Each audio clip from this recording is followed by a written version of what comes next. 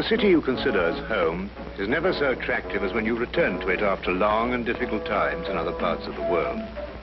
My name is Dr. John Watson. I had served and been wounded in the more remote regions of Afghanistan and had been discharged from the army with specific instructions to rest. The sight of London again was already working its soothing tonic. As I rode through the familiar streets, I never suspected that a chance introduction would lead me into the most amazing adventure of my entire life. Watson, old man! Hello, how have you been? It's good to see you. Not as well as you, obviously. You look great, old man. Heard you were wounded. Well, it could have been much worse. Sit down. Care for a drink? Have one. Good. Well, what are your plans now? Well, nothing really at the moment. I'm looking for lodgings. Trying to solve the old problem of comfortable quarters at a reasonable price. That's odd. There's the second man today that's used that expression. Really? Who's the other? Well, you wouldn't know him. He's doing some work in the chemical laboratory at the hospital. Might be interesting. Yes, well, I wouldn't mind sharing a flat with somebody if he was all right. Well, Anything wrong? Oh, no. He's rather strange. Well, what's wrong with him? Oh, nothing wrong with Holmes. That's his name, Sherlock Holmes. Well, I saw him this morning. He was doing some research with a corpse. Oh, what was he doing? He was beating it with a stick. I beg your pardon? Did you ring, sir? 2 shillings, please. Very good, sir. What did you say this Sherlock Holmes fellow was doing? He was beating a corpse with a stick. Oh? What in heaven's name do you want to do that for? He wanted to find out if it was possible to inflict a bruise on a body after death. Why? You know? Did you ask him? That's another strange thing about this Holmes. Somehow, one never thinks to question him. No.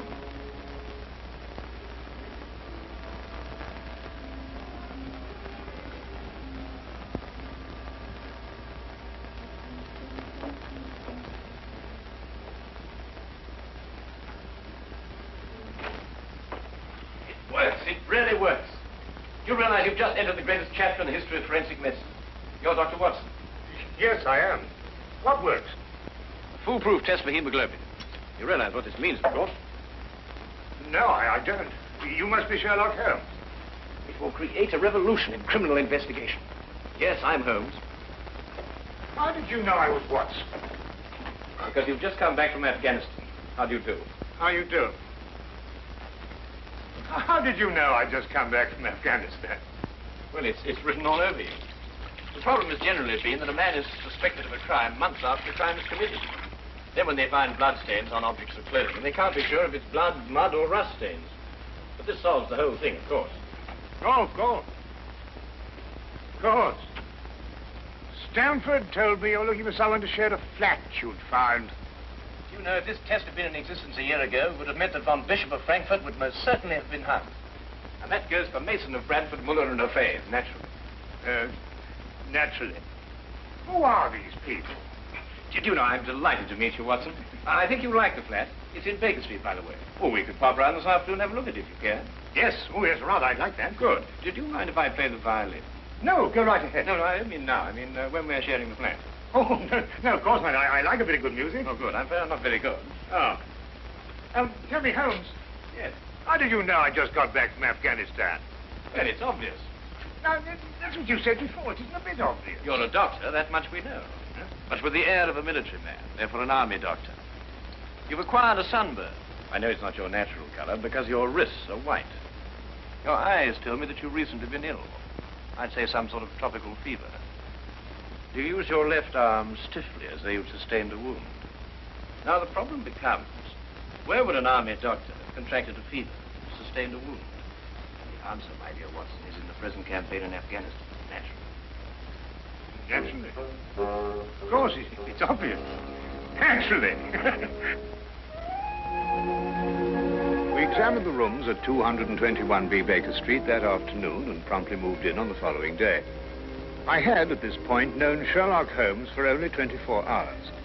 But the man's fantastic powers of perception, coupled with the almost unpredictable personality I'd ever encountered, kept me in a state of constant surprise when I wasn't being shocked. It was unbelievable, the things he knew and the things he didn't know. Now, really, my dear Holmes, you mean to tell me you didn't know that the Earth moved round the sun? Really? But every schoolchild knows that. Well, now I know it, too. And I shall promptly proceed to forget it. But why? Yes. Why? Why should I remember it? Well, because it's a natural phenomenon. Well, is it important? Does it affect us? If you told me the Earth went round the moon, would it make any possible difference to our way of life? Well, you put it that way, no. Then it's useless information, and I shall do my best to forget it. I advise you to do the same. At times, I thought the man was joking and simply having a bit of fun at my expense. But I soon learned that he was in dead earnest. I also, unknown to him, made a brief classification of the man's knowledge. Literature? Nothing. Philosophy? Nothing. Astronomy? Nothing. Politics? Disinterested. Botany? He knew everything there was to know about poisons and absolutely nothing about practical gardening. Chemistry? Profound. Sensational literature? Without question, Sherlock Holmes knew the details of every horror perpetrated in the last 100 years.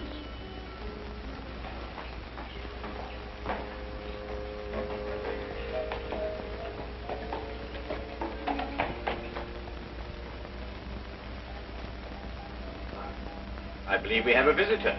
Really? Who's coming here? I believe so.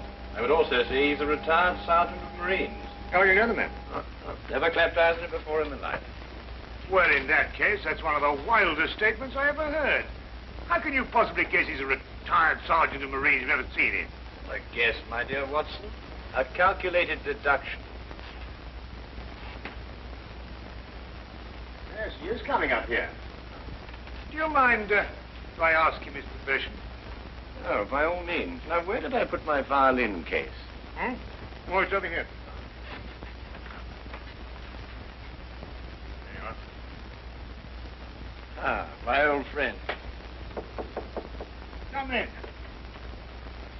Excuse me, gentlemen. I have a message here from Mr. Sherlock Holmes. Thank you.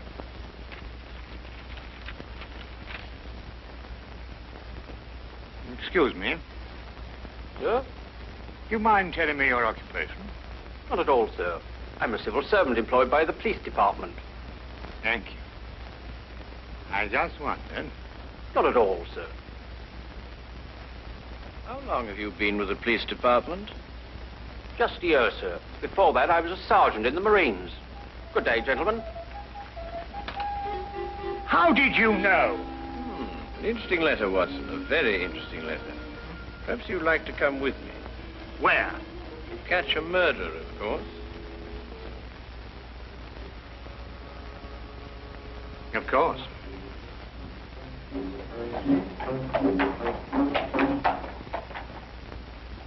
How did you know that that man was an ex-sergeant of Marines? Who? A messenger from the police. Oh, yes, the retired sergeant of Marine. That's what I said. Well, there's nothing mysterious about such observations, my dear Watson, but unfortunately, when explained, they lose their romantic order of mystery. My decision was based on observation and logical deduction. The man had a large anchor tattooed on the back of his hand. This was visible from our window. I admit I didn't notice it at the time, but since you mention it, I think there was an anchor. Oh, there was indeed. He also wore regulation sideburns and had a slight nautical roll. Thus, I judged him a Marine. Oh, guess, I grant you, but only a refinement of guesses one makes every day. Don't be so disgruntled, Watson. Test your own powers of observation. We are entering the perfect situation. Oh, what are we entering? A house that holds a murdered man.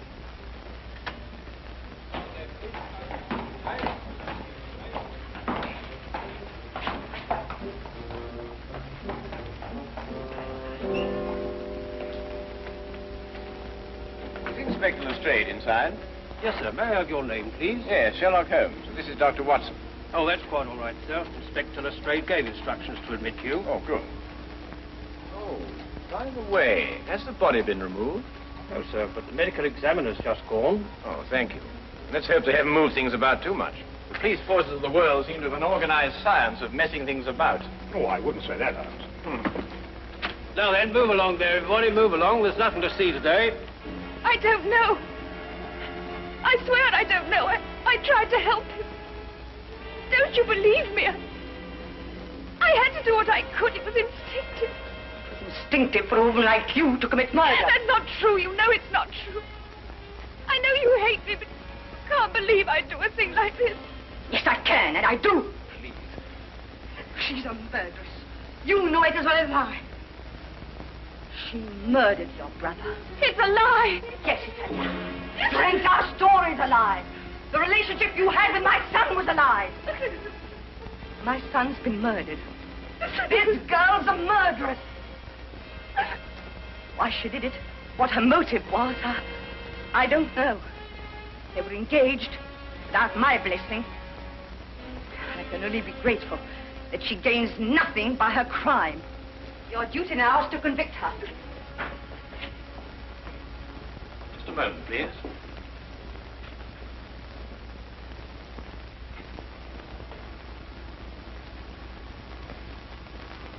Notice the angle of incision, Watson. Yes. Well, the force of the blow and the general penetration of the upper region of the chest. How long would you estimate before loss of consciousness? Well, it's difficult to say. 30 seconds. Minutes? Oh, between the two. I see. And death? Shortly thereafter.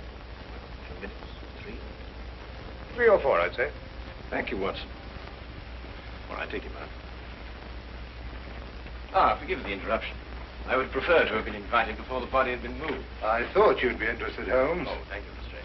Oh, may I introduce my friend, Dr. Watson, Inspector Lestrade of Scotland Yard. How do you do? How do you do? So you're completely stuck, eh, Lestrade? What do you mean? Well, you thought I'd be interested. Why don't you admit it? You're in a jam. Magnificent cabinet work, don't you think? What you say isn't exactly true, Holmes. I've done you a favor. This is an interesting case. Of course, there are 1 or 2 unexplained details, but I don't believe it'll be long before we're What's clear. your principal problem? There's no motive. I found this girl with a knife in her hand. My brother lying dead on the floor. I found Peter on the floor. I tried to help him By stabbing him? by removing the knife. Anybody would have done the same thing. I love him. Oh, my dear young lady, there's no cause for you to alarm yourself. No one's accusing you of, of what happened. This would be a clear-cut case if only she had a reason for murdering him. There happened to be a policeman outside the house during the murder, and he said that no one came in except her. Well, what about the others? Who benefits by her death? Well, no one. The estate was left in such a way that if he died before he married, everything went to charity. My dear Inspector Lestrade, he didn't die before he married. This young lady and the man whose body was carried out of here had been married for at least a week. In the event of his death, I imagine everything passes to her.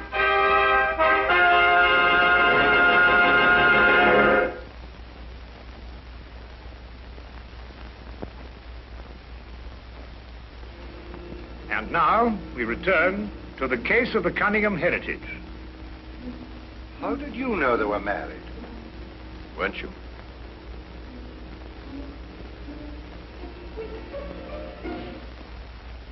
Yes, a week ago. Then you do benefit by my brother's death. You're his heir.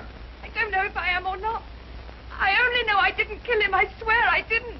Where were you married? We went down to Brighton last weekend. Well, why didn't Peter say anything about it? I don't know. He asked me not to say anything, so of course I didn't.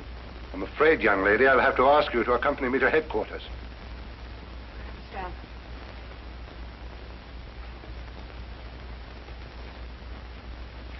Excuse me, Inspector. I think I should tell my mother. Oh, yes, of course. Tell me, Holmes, how did you know they were married? Well, the man's hands had the remains of a sunburn and the fading marks of a narrow ring, but not as yet that indentation of the finger a ring generally leaves. A weekend in the sun at Brighton explains the whole thing perfectly. I didn't notice these things. Yes, I know. The young lady's hands were also sunburned, and to the same degree. Then the case is solved. Yes, it would appear so, wouldn't it? What are you looking for? How do you see that? What? Here, use this. Why, that's only the cut in the carpet. Yes, but it's a fresh one. Yes, but what does it mean? That's a good question. You'll stop looking for clues now, Holmes. Ah, you solved the case then? Completely. Oh, splendid. Seems this girl had a record. 9 months in the woman's prison in Holloway, from the 21st of February, 1892, to the 21st of November, 1892. She was employed as a governess and convicted for stealing £300 from her employer. It's quite true. I knew you'd find out sometime. I made a mistake 5 years ago, but I paid for it. But Peter knew all about it before we were married. I never tried to hide it from him. You didn't know what else you had in mind. I had nothing else in mind except that I loved him. I'm afraid I must ask you to go with the office on this. Rather, madam.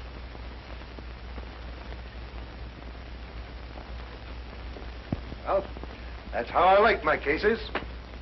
Fast and simple. Oh, you must tell me some more about it. Well, there's nothing to tell, really. Her story was that Peter asked her to call here at 10 sharp. She arrived, found the door open for her, came in here and found him writhing on the floor with a knife in his chest. She screamed, pulled it out, and just then Brother Ralph walked in. Peter died without saying another word. So she stabbed him for the inheritance and was caught in the act. Simple. Well, holding off along. Couldn't be simpler, could it, Watson? Well, I still think it's a tragedy. Yes, but my job, Dr. Watson, we run up against it all the time. Yeah? No, thank you. Well, I suppose you've had some amazing adventures. Yes, but one learns to have a real philosophy of life and get a good perspective. Yes, I suppose. But just the same, I think it's a pity. Just another case of a clever girl being too clever. The clever girl who intended to murder her husband, he certainly chose the most stupid possible way to commit the crime. What was that? Well, what's this?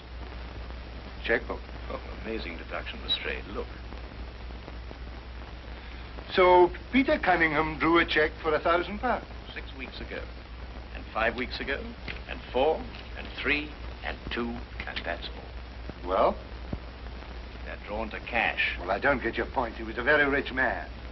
Well, it's a great deal of cash. It was his own money. I suppose he could do what he liked with it. You may have hit the proverbial nail, Lestrade. Now, look here, Holmes. You're trying to start something that just doesn't exist. Do you think so? I have a great deal of respect for your opinion, Holmes. But your trouble is that you can't leave things alone. If there isn't a mystery, you have to make one, or you're not happy. You're right, I'm not happy. There are marks on the carpet indicating a struggle. The man whose body was carried out of here was over 6 feet in height. If he had struggled with the girl who had left here, I don't think he'd have lost. She surprised him. Oh, but he was expecting her. That's her story. I'd say she sneaked up on him. What, and stabbed him in the chest? How do you sneak up on someone and stab him in the chest, Lestrade? Now, look here, Holmes. You're trying to start something, and I just won't stand for it. That girl's a jailbird, and she's guilty, and she's going to hang. And that's the end of the case. I see Inspector Lestrade is up to his usual mental gymnastics, trying to hammer square pegs into round holes. Well, Lord, it's been a great pleasure meeting you, Inspector. I warn you to keep away from that man, Holmes, or you'll be insane in less than a week.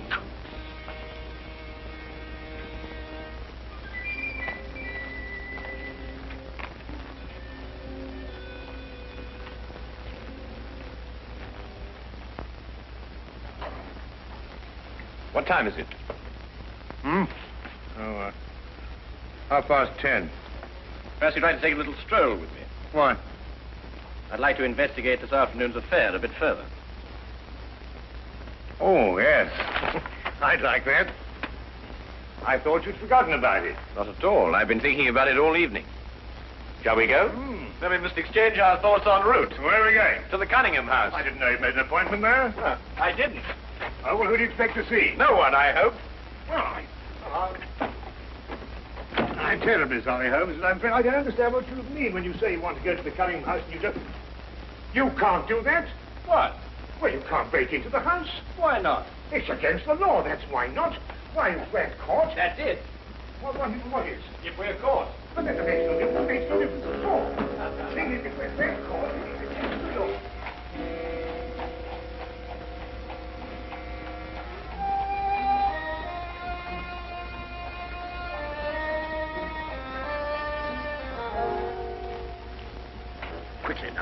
But look, Holmes, we can't keep it. Come on.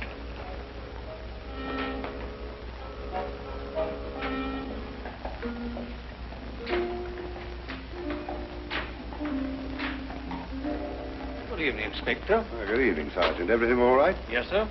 I just thought Sherlock Holmes might have dropped by. Where'd you get the key? The key is a burglar's too. A burglar's too? Is the street clear? Yeah.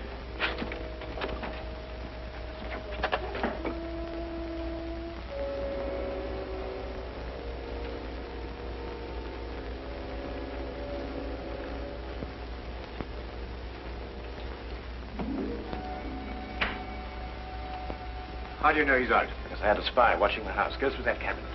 What am I looking for? Well, papers, bank statements, anything to indicate passage of money from Peter Cunningham's account. Go on.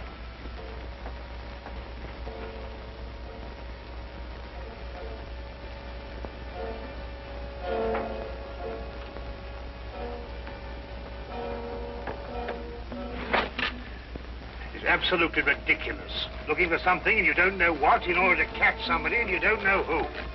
Quite ridiculous. Nothing over my side. Keep looking. Who do you think's got it? Whatever it is we're looking for. Why did Peter Cunningham try to hide the fact of his marriage? A week or a month would remain indifference as far as his mother was concerned. She would never have consented to his new bride anyway.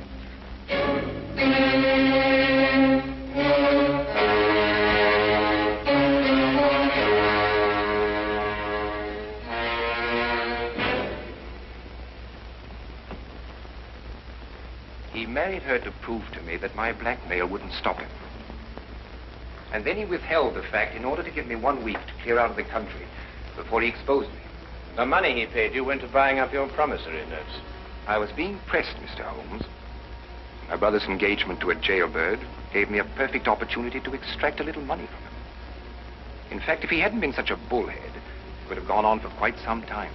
A jailbird, as you put it, makes the perfect murder suspect. Perfect, Mr. Holmes. And you and Dr. Watson make perfect burglary suspects. When I report your death to the police, they can't possibly blame me for defending the sanctity of my home.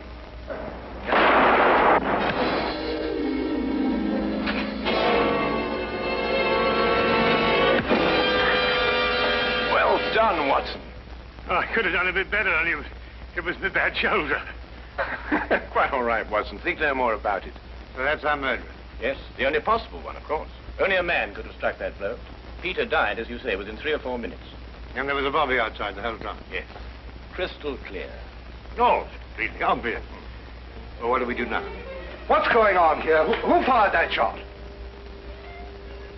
We will sit with the good inspector, and with the aid of our evidence, a bit of logic, and a few simple diagrams, we will endeavor to convince him that night follows day, and that 1 and 1 inevitably makes 2. How did you two get in here anyway? Now, Inspector, calm yourself, calm yourself. Come, sit down. Now, there's a good fellow. Sit right here. Now, you see, we have a great deal to talk about.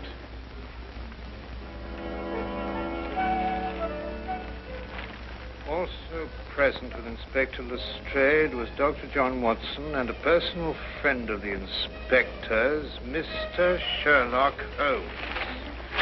This is ridiculous. It's fantastic. This isn't the way it happened at all. This will revolutionize investigation, Watson. This whole account is a lie. Fingerprints, Watson. That's the coming thing. Oh, nonsense. What are you going to do about this? A bit more research. Here, give me your fingers on this sheet of paper. Oh, were you going to sit there with these disgusting little smudges and let them get away with this? Beg your pardon? Well, I won't. They're going to hear from me. Brilliant Inspector Lestrade, indeed. Why, it took you 3 hours to convince that bonehead. I don't know. Never in mind his eyes by her. He just said he was innocent.